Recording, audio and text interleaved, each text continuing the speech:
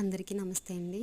ఈరోజు నేను మనకి అసలు టైం లేనప్పుడు ఇన్స్టెంట్గా వేసుకోగలిగే రాగి దోశలను అయితే చూపించబోతున్నాను.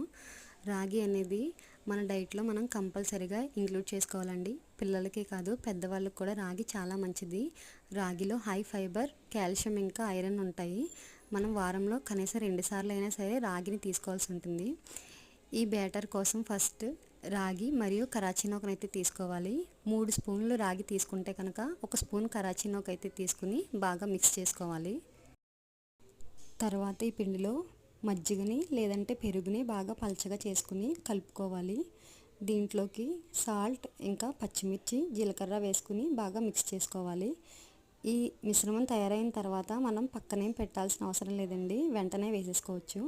అదే పెద్దవాళ్ళు అయితే ఉల్లిపాయ, పచ్చిమిర్చి అవన్నీ వేసుకుని కూడా ట్రై చేయొచ్చు, చాలా బాగుంటుంది.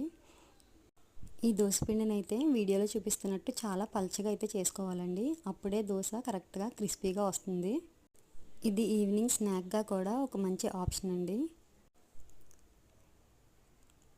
ఈ రాగి దోశని ట్రై చేసి ఎలా ఉందో నాకు కామెంట్స్లో చెప్పండి. అలాగే మరిన్ని రెసిపీస్ కోసం ఛానల్ని అయితే సబ్స్క్రైబ్ చేసుకోండి. Thanks for watching.